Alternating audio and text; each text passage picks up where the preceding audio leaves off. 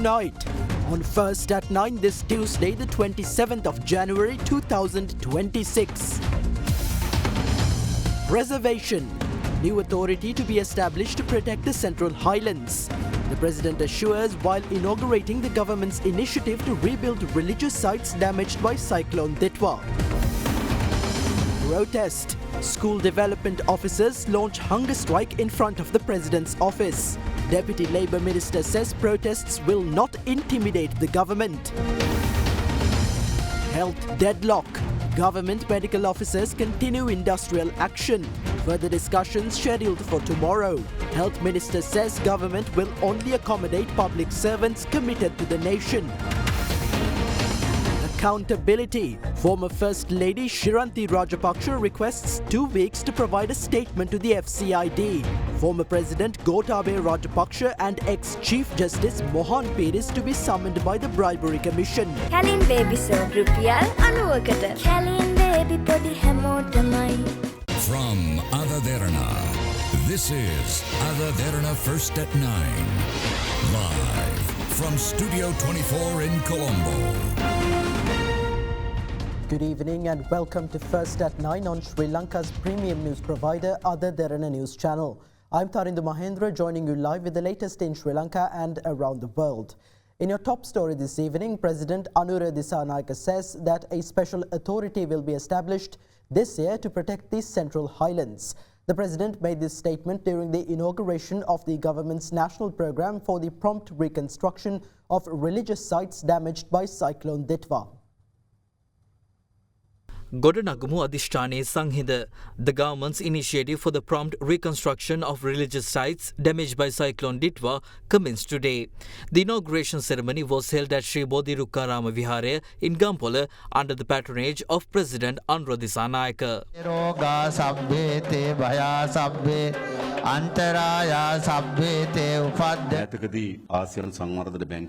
An assessment report recently prepared by the ADB was presented to us. According to the report, the Central Highlands are prone to continuous landslides. It also warns that the reservoirs in the highlands will be filled with silt. We cannot allow this situation to continue and become a complete disaster in the future. The government is determined to act. Therefore, we will establish a new authority this year responsible for the protection of the entire Central Highlands. All development plans in this area will require the approval of this authority. This authority will be vested with strong powers and empowered to take strict legal action against anyone who violates the regulations. Regarding education reforms, as highlighted by the clergy, issues such as the weight of textbooks and outdated curriculum and international integration must be addressed. We are prepared to transform education comprehensively. However, we recognize that the group is ready to oppose any planned reforms. This group is promoting completely unfounded opinions. In other matters, such as road construction, we will proceed despite opposition. However, when it comes to education, even small doubts cannot be ignored. The revised Grade 6 curriculum will be implemented next year. First, we need to gain the complete trust of parents. During past discussions, some parties exaggerated issues calling for the dismissal of the Prime Minister, no confidence motions and even hunger strikes. Therefore, we postpone the Grade 6 curriculum revision. However, the revised Grade 1 curriculum will be implemented from the 29th of this month. The Grade 6 curriculum revision will be implemented in 2027.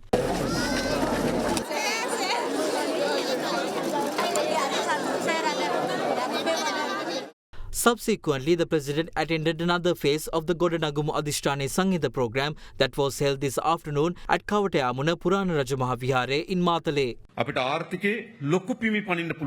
We can achieve rapid economic growth, but it will be meaningless if society is corrupt. We observe that our society is facing a serious crisis. Human connections are weakening. The bonds between parents and children and teachers and students are being lost. The government's responsibility is not only to ensure economic advancement, but also social advancement. Laws alone are not enough. Religion, especially Buddhism, plays a crucial role in disciplining society. Buddhist monks have worked tirelessly for thousands of years to guide society towards improvement. We are eternally grateful for their efforts. Previously, our society maintained close ties with the temple, extending beyond the judiciary or constitution. That connection is gradually being lost, and we must restore it. The government is committed to providing guidance and leadership in this effort. The greatest responsibility in this journey lies with the clergy. liturgy. I would like to conclude my speech by requesting the support of all monks in this endeavour. ඔබේ සම හඳුනාගෙන ඖෂධීය ශාකසාරමය forever face wash එකක් භාවිතා කරන්න. Former First Lady Shiranti Rajapaksa today requested the Police Financial Crimes Investigation Division to grant her another 2 weeks to provide a statement regarding allegations of financial irregularities in the Cyrilia Savia bank account. The FCID had originally summoned her today to provide the statement. Allegations of financial irregularities in the Cyrilia Savia bank account maintained during Mahinda Rajapaksa's tenure as president had drawn public attention. Last Friday, former First Lady Shiranti Rajapaksa was informed to appear before the Financial Crimes Investigation Division at 9 am today to record a statement related to the investigation. However, she has informed the department of her inability to appear today due to personal reasons and requested that a new date be fixed after 2 weeks. Previously, the FCID recorded a statement from Shiranti Rajapaksa regarding the Cyrilia Savia bank account on June 1st, 2015 and again on August 15th, 2017.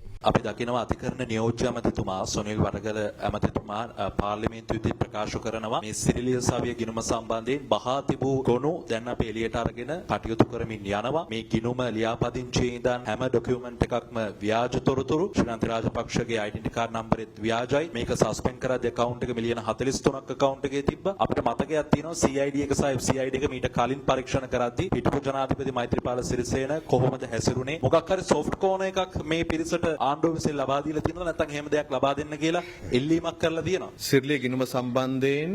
As part of the investigation into the Cyrilia account, the FCID has informed Shiranti Rajapaksa to appear at 9:30 am this morning to record a statement. Anyone unable to appear on the scheduled date has the opportunity to inform the FCID, the CID or the police of such. However, Shiranti Rajapaksa has a social responsibility to provide her statement and not evade the law. We hope she will provide her statement within 2 weeks, especially considering that she had years to consult her lawyers in preparation for this eventuality. ඇයගේ නීතිඥයට කතා කරලා සූදානම් වෙන්න ඕන තරම් අවුරුදු ගාණක් තිබ්බා.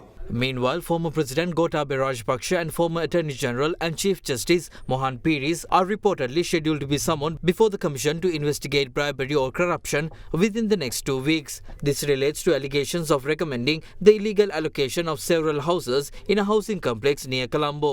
It is also reported that Gotabaya Rajapaksa is being summoned over an incident that occurred during his tenure as Defence Secretary.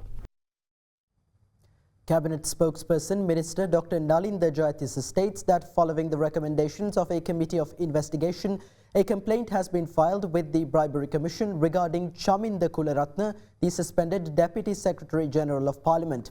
The minister made this statement during the cabinet briefing today.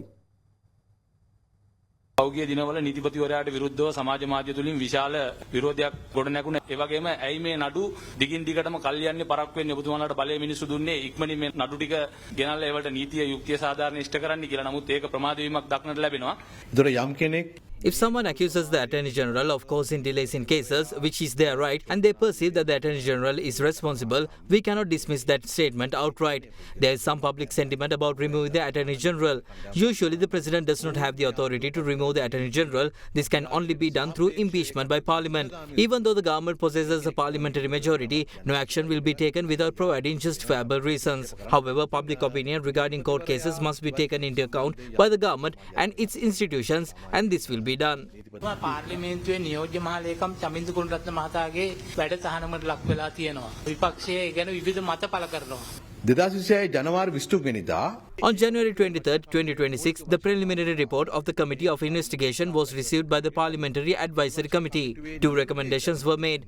The first is the suspension of C. Kularatne, who received appointments as Deputy Secretary General of Parliament and Chief of Staff by providing false information and securing confirmation improperly and unlawfully claimed salary entitlements not due to him. These actions were deemed violations of public service regulations and resulted in a financial loss. The second recommendation is to refer the matter to the Commission to investigate allegations of bribery or corruption, as some officials involved in his appointment may be subject to investigation under the Anti-Corruption Act No. 9 of 2023. Following the first recommendation, he has been suspended. Proper disciplinary action will be taken and a complaint has been filed with the Bribery Commission. Indian High Commissioner Santosh Jha, reiterating Sri Lanka's importance in India's foreign policy vision, vows the continuation of people-centric projects that benefit those who are most in need. The High Commissioner made these remarks during the 77th Indian Republic Day celebration in Colombo yesterday.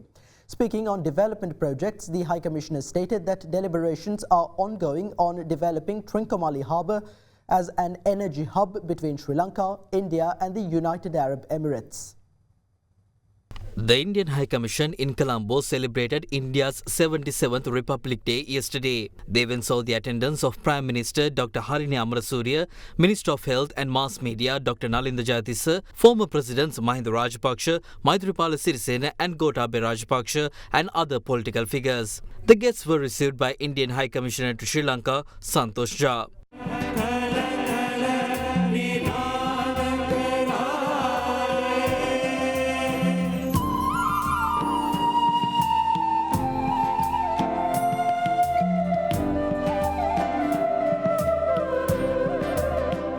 During the occasion, a volume highlighting the rich historical heritage of both countries was presented. Sri Lanka has a special place in this foreign policy vision.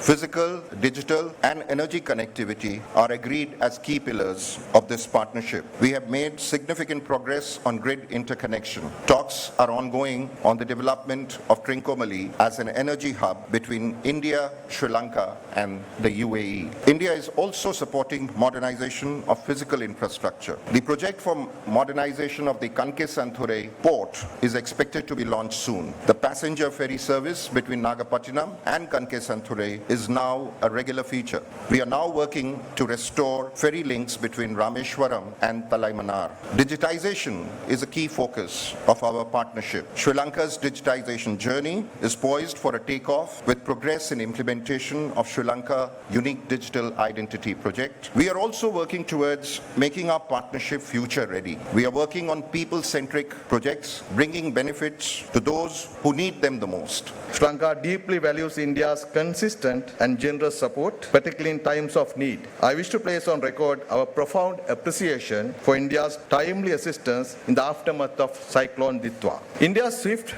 response as first responder. We also gratefully acknowledge India's financial assistance towards Sri Lanka's relief, recovery and rebuilding efforts. We view India as a key and trusted partner in our efforts towards sustainable growth, stability and development. Sri Lanka recognizes India's impressive economic progress across multiple sectors and its role as a growth pole in the region. We believe that India's continued economic expansion and technological advancement will complement Sri Lanka's recovery and rebuilding efforts. As littoral states of the Indian Ocean, Sri Lanka and India share a collective responsibility to promote peace, stability, security and sustainable development in the region. The strength of the Sri Lanka-India partnership lies in our collective action and shared commitment to addressing emerging challenges for the good health and personal well-being of Her Excellency Srimati Draupadi Murmu, President of Republic of India, His Excellency Sri Narendra Modi, Prime Minister of the Republic of India, for the continued progress and prosperity of the people of the Republic of India, and for the further enrichment of the enduring friendship between the Democratic Social Republic of Sri Lanka and Republic of India.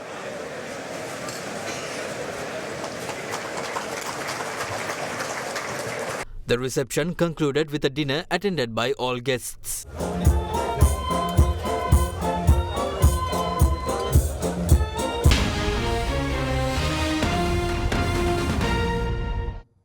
Welcome back to First at 9. Now in more local news, the 6 police officers of the Gampaha Divisional Criminal Investigation Unit who were arrested in connection with the alleged assault of a Catholic priest have been suspended from duty.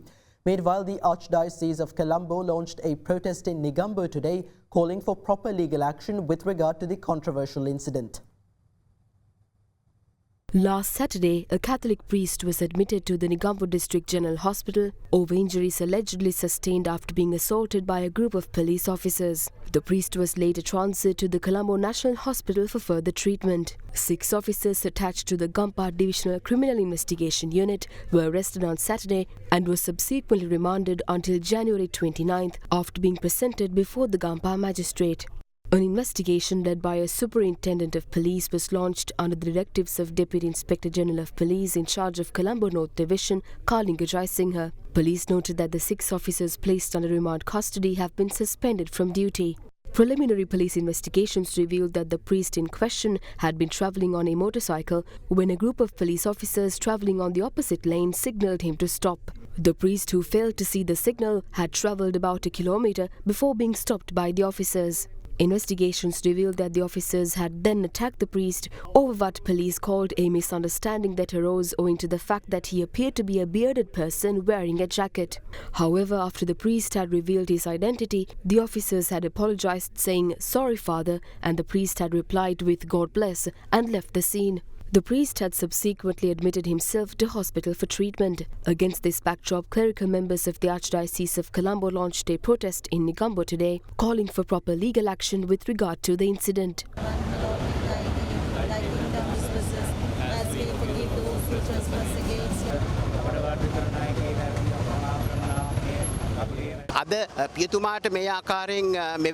If a priest had to face such an unfortunate incident, what will citizens have to face in future if don't protest this incident, even if in silence? That is why we staged this protest.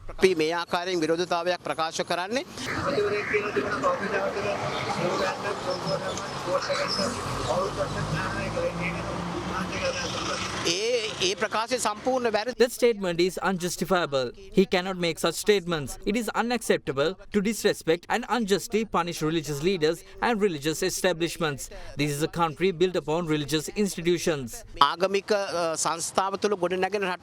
Subsequently, a media briefing was convened at the Archbishop's residence this afternoon to address the incident. Father Milan was on his way to an evening service. A group of police officers travelling in the opposite direction ordered him to halt in a very harsh manner. Once he stopped, the officers had told him that he had kept riding, disregarding police instructions. Then the Reverend had clearly stated that he had in fact not seen the police signalling him to stop. This is when the officers had verbally and physically assaulted him. The assault went on for around 15 minutes. He had mentioned that he is a Catholic priest. However, the officers had disregarded this statement and claimed that it was the clergy who are destroying the country. Then they had proceeded to once again assault the priest. Accordingly, the statement made by the police media division is not the complete truth. Police මාධ්‍ය අංශය කරලා තියෙන ප්‍රකාශය සම්පූර්ණ ඇත්ත නෙමෙයි. මාත්‍යවරයා කරපු ප්‍රකාශයක් තිබ්බා මේ ප්‍රකාශයත් එක්ක පොඩි පාඩේ සිදුරද මේ විරෝධ අපිට අදාළ අර ඒක පිටුවහලක් කරනවා වගේ දෙයක් හිතන්නේ. A minister should be very mindful of what he says. He holds his position with the people's mandate because of the people's vote, not because of any other qualification. He was not elected to parliament and subsequently appointed to a ministerial portfolio based on some talent or educational qualification. Hence, as an individual commanding public attention, he should be very mindful of what he says. Minister of Health Dr. Nalinda Jaytis assures that the government will implement transfers in the health sector as scheduled. Meanwhile, the trade union action initiated by the Government Medical Officers Association over the government's purported failure to address health sector issues remain effective. The Government Medical Officers Association has initiated an island-wide industrial action alleging that the Ministry of Health has failed to implement written agreements to address several issues in the medical profession. Accordingly, government doctors are refraining from issuing prescriptions for medicines, surgical equipment and laboratory tests unavailable in state hospitals, supporting the appointment of doctors to establish new medical units, assisting the medical clinics and camps organized for political purposes, and conducting patient examinations without a medical support officer present. The Government Medical Officers Association Central Committee will convene next morning, during which several critical decisions will be made. We urge the government to abandon its arrogant stance and engage in meaningful discussions with us. However, should the government continue to turn a blind eye to our concerns, we are prepared to respond appropriately. Meanwhile, during a ceremony to present letters of appointment to 213 public health management assistants today, Minister of Health and Mass Media Dr. Nalinda Jaytis reiterated the government's stance on health sector transfers. රාජ්‍යසේවයට ඇතුළත් වෙනකොටම ඔබ හදා ගන්නට ඕන.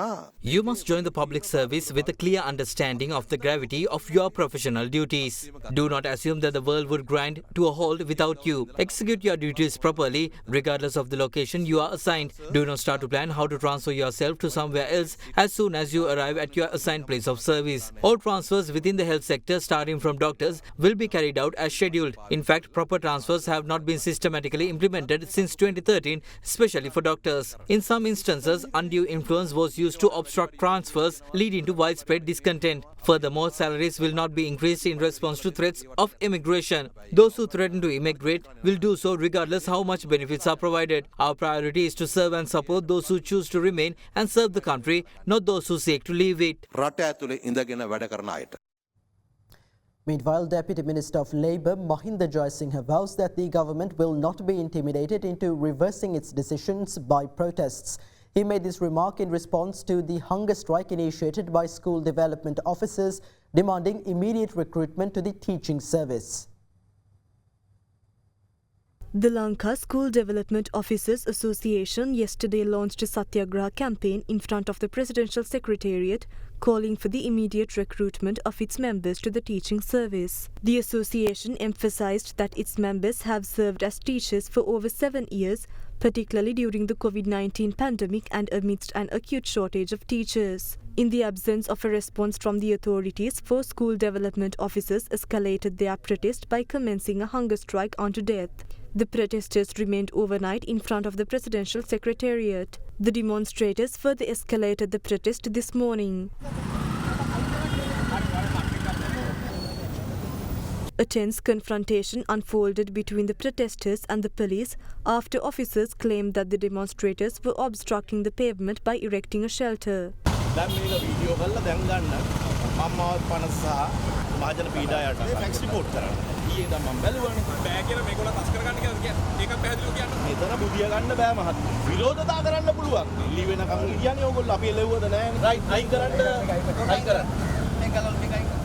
Later in the afternoon, Samagijana Balavega MP Dr. Kavinda Jayawardena arrived at the protest site.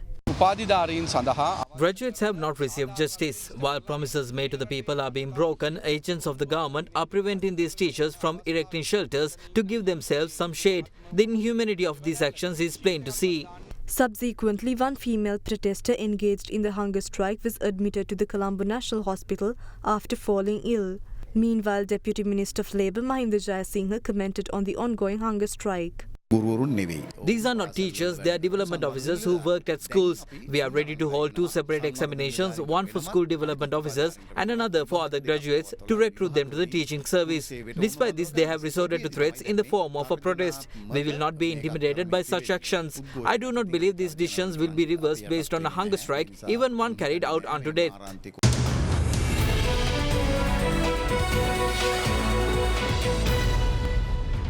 Welcome back to First at 9 in your business news. The Colombo Bourse closed in positive territory today as a result of price gains in counters such as John Kills Holdings, Haley's and Colombo Dockyard. The benchmark ASPI increased by 0.03% to close at 23,960.16. The more liquid S&P Sri Lanka 20 increased by 0.14% to end the day at 6,672.37. Market turnover was 5.2 billion rupees. Foreign participation in market activity remained at subdued levels, with foreigners closing as net sellers, offloading shares worth 128 million rupees.